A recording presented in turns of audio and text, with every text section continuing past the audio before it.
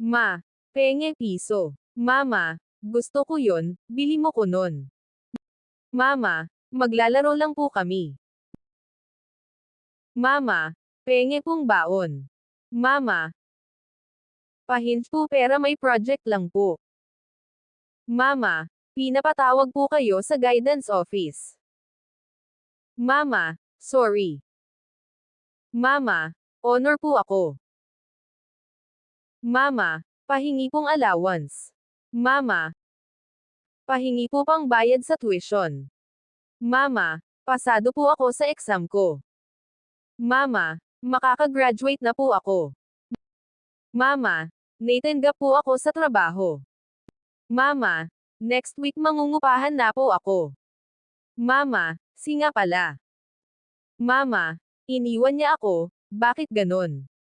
Mama, di rin po ako regular sa trabaho.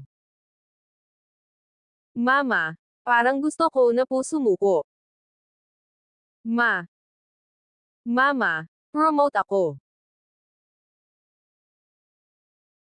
Mama, nakilala ko na siya. Mama, magpapakasal na po kami. Mama, magkakaapo ka na. Mama, mag-open na po kami ng business. Mama, parang kailan lang. Mama, kamusta? Mama, kamusta pakiramdam nyo?